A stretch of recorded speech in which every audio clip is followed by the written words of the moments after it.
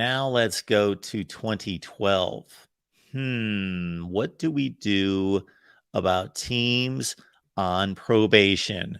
This is going to be the first one where we're going to deal with a team that earned a spot on the field, but so of course, Notre Dame and Alabama played in the BCS championship game, and the Tide smoked Notre Dame. So Alabama is national champion. And Notre Dame finished at 12-1 after losing that game. However, we have first and foremost an Ohio State team that went 12-0.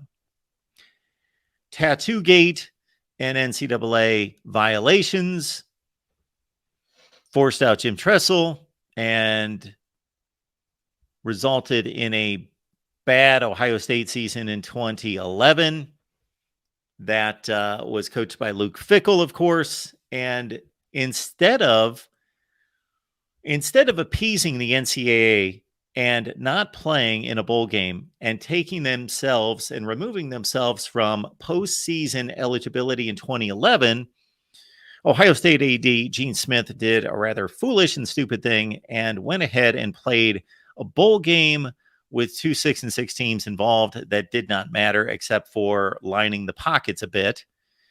And Ohio State lost that game anyway. It didn't matter. They finished 6-7, and the NCAA slapped them with a postseason ban in 2012, even though Ohio State had hired Urban Meyer as the head coach.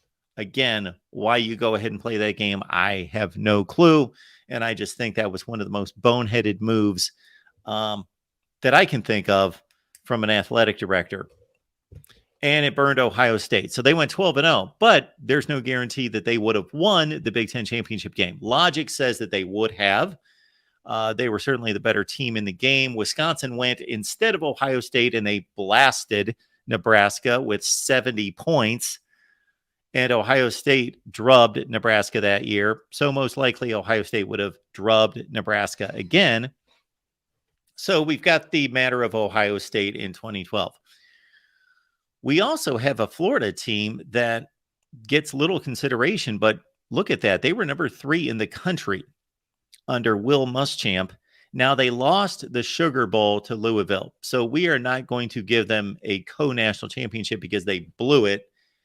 Any possibility of that happening by our system in the Sugar Bowl, they lost to Teddy Bridgewater, Charlie Strong, and Louisville.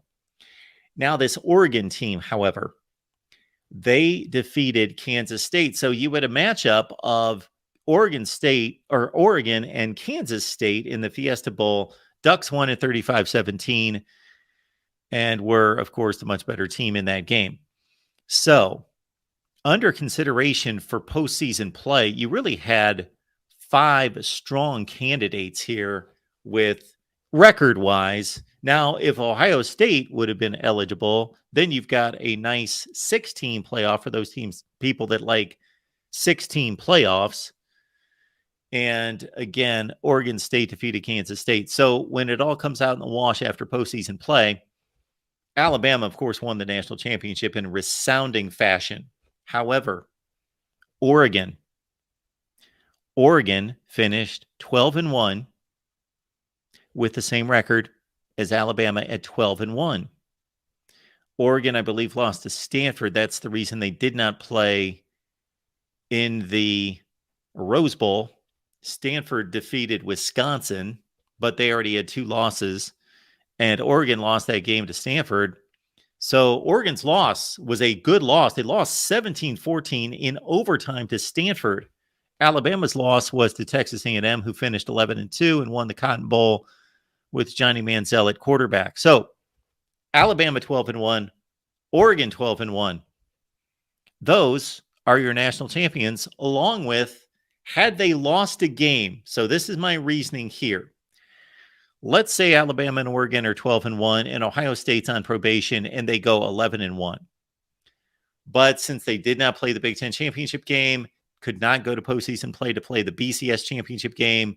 Okay, those are 2 high-end, high-leverage games that they could have slipped up and lost, and not having those data points, I would not consider Ohio State. However, Ohio State went 12-0.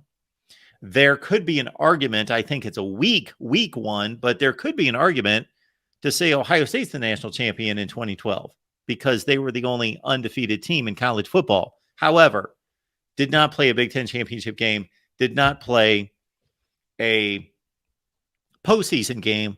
Therefore, our 2012 national champions are Alabama, Oregon, and Ohio State. So let me mark that down as we have our first deviation to history, 2012, Alabama, Oregon, Ohio State.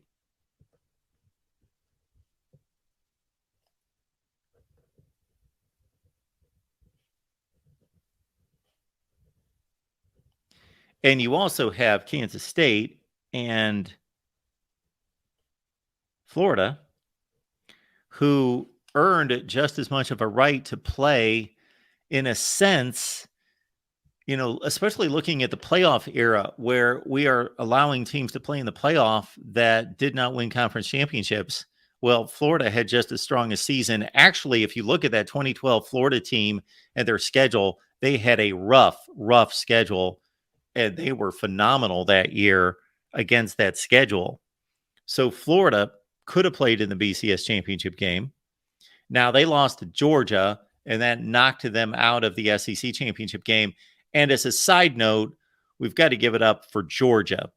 Georgia, of course, took Alabama to the wire in the SEC championship game. Many believe, as I do, that those were the two best teams in college football. Nick Saban's Alabama Crimson Tide and Mark Richt's Georgia Bulldogs in the SEC title game. And Georgia just needed a few seconds or an incomplete pass, but they didn't need the ball to be deflected and caught at the 4-yard line to run out the clock. So a side note for Georgia, but that was their second loss.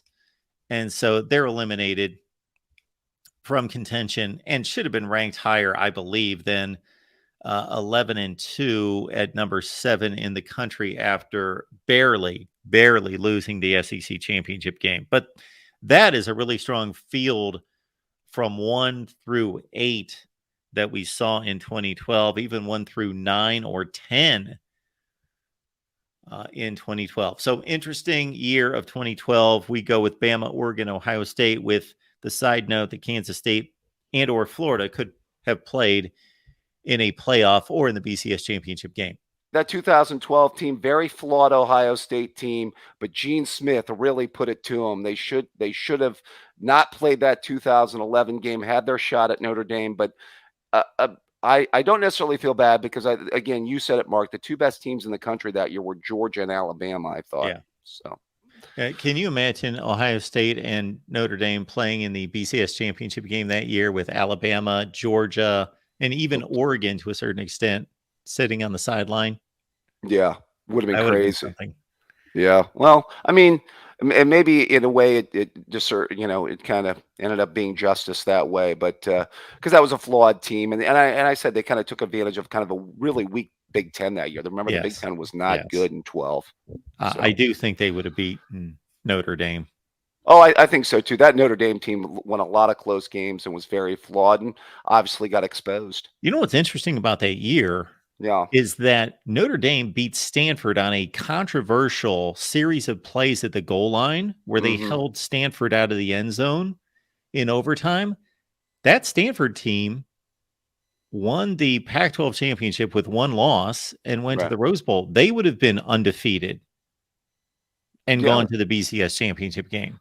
Yeah, I mean, they barely beat it like an okay Wisconsin team in that Rose Bowl. I remember it was a close game. It was only by like a touchdown. But still, Stanford would have been undefeated. That would have been a Notre Dame Stanford.